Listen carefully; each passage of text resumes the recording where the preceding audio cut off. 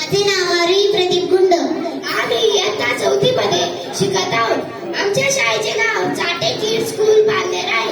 आज आमची शाळा आपल्या समोर निसर्ग संवर्धन काळाची गरज या विषयावर आमचा गाव आमचा श्वास ही नाटिका सादर करणार आहे. जर निसर्गच नसेल तर प्रगतीचा अर्थ काय हा प्रश्न आहे आपल्या भविष्याचा. ही कथा आहे दोन जगांची, गाव व शहराची. एक हिरव्या स्वप्नाचे गाव व दुसरे धावपळीचे शहर. हे दोन्ही प्रगतीकडे धावत आहेत. रामराम पाहुणं, आज आम्ही तुम्हाला आमच्या गावची गोष्ट सांगणार आहे. गाव म्हणजे झाडं, वेली आणि स्वच्छ हवा. पण हल्ली या हवेला कुणाची तरी नजर लागली आहे. प्रसंग पहिला, प्लास्टिकचा राक्षस.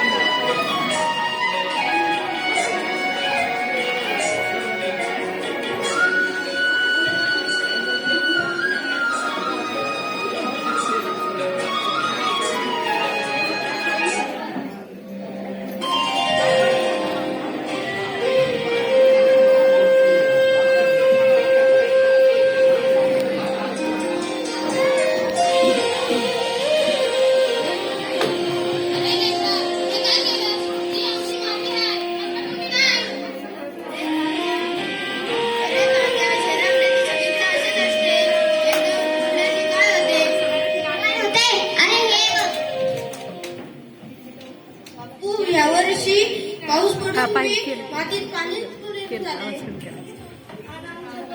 काल पडलेलं प्लास्टिक खाल्लं तेव्हापासून आजारीच आहे. प्लास्टिक जमिनीत कुजत नाही आणि जनावरांच्या पोटात गेल्यावर त्यांना जगू देत नाही. रिड्यूस रिड्यूस रिसायकल करा. रिड्यूस रिड्यूस रिसायकल करा.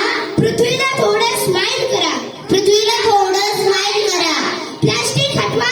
प्लास्टिक हटवा. गाव वाचवा. गाव वाचवा.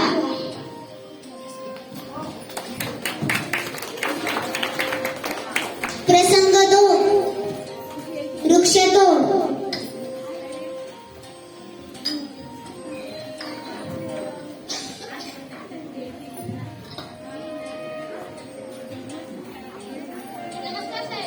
नमस्कार, तुम्ही याच गावाचे आहेत का? हो साहेब. तुम्हाला एकूण किती जमीन आहे?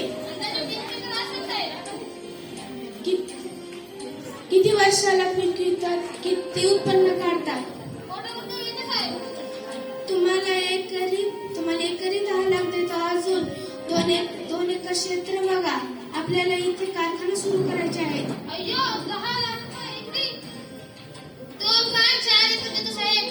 बर, 10 दिवसानंतर बघू. कागद करू.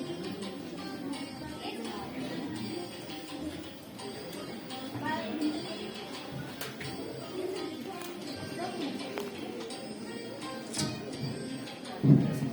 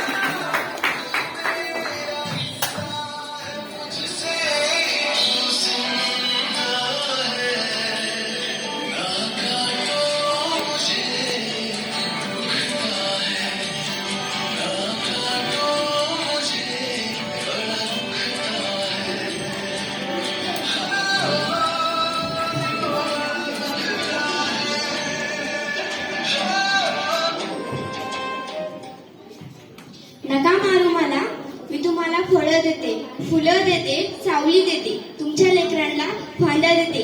मला मारलंस तर तुम्हाला श्वास कुठून मिळेल? इथे आम्हाला कारखाना उभा करायचा, इथे आम्हाला रस्ते बनवायचे आहे. कारखाना तर हवा आहे, पैसेही आहे, पण झाडं तोडून नाही. आम्ही शेतकरी एक झाड तोडलं तर 10 झाड लावायची शपथ घेतली आहे. जर झाडच नसतील तर पाऊस कुठून पडणार? पाऊस नसेल तर आम्ही काय खाणार?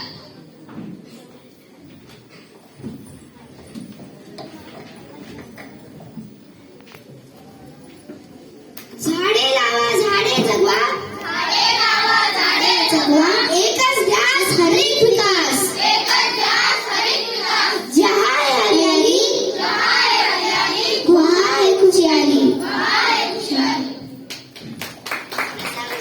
3. बिबट्याची दहशत.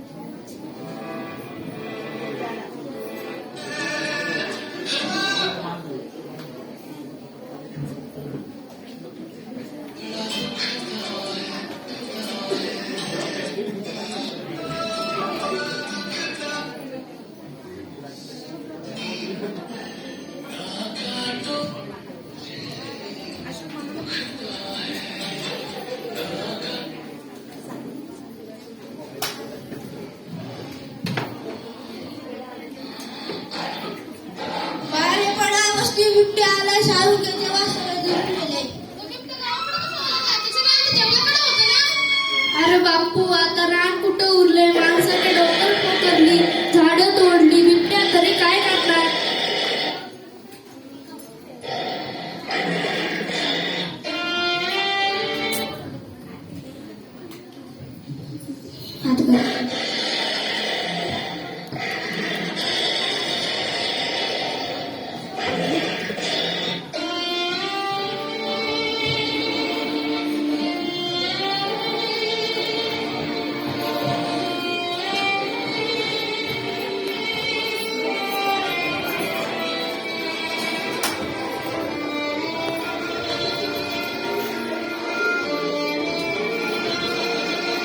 माझी शिकार मारली, आता मी काय करू? आता मी बेघर झाला आहे, आता मी पोट भरायला पुढे जाऊ.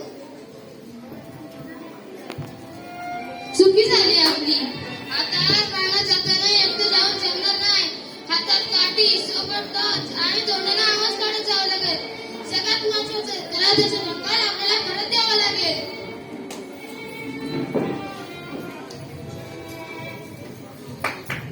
बिबट्या आपला शत्रू नाही, शत्रू नाही, निसर्ग कुणाचा गुलाम नाही, जंगल वाचवा, वन्यजीव वाचवा.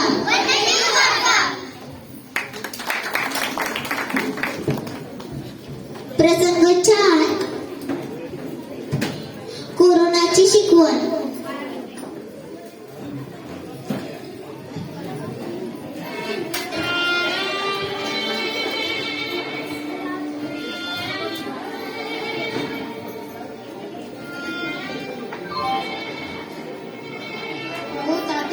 शहराकडे तर ऑक्सिजन सिलेंडर मिळाना झाले. आता श्वास घेण्यासाठी लोकांनी रांगा लावल्या आहेत, म्हणून आता आम्ही गावाकडेच राहायला आलो.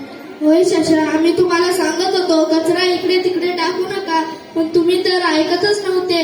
तुम्हाला म्हणलं होतं गावाकडे राहून आपली शेती करा म्हणून, पण तुम्हाला शहराकडेच जायचं होतं. आता आणलं ना तुम्हाला कोरोनानं गावाकडं. होय तात्या, आता मी शहराकडेच ही शिकवण देईल लोकांना. अरे तात्या, ज्या निसर्ग ऑक्सिजन फुकट घेतले त्यांची किंमत आपल्याला कोरोनाने समजली. लॉकडाऊन पडल्यापासून तर गाड्या बंद झाल्या, कारखाने बंद झाली, आपली नदी बघा आपोआप स्वच्छ झाली, आकाश कसं निळं दिसू लागलंय.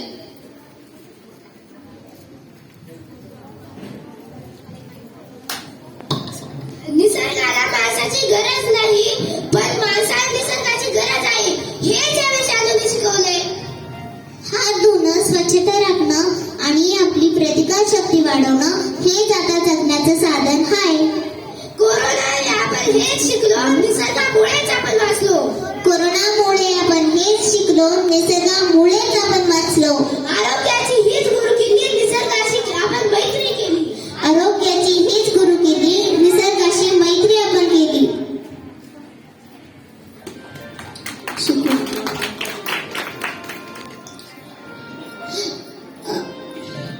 यासाठी शासनाने काही योजना काढल्या.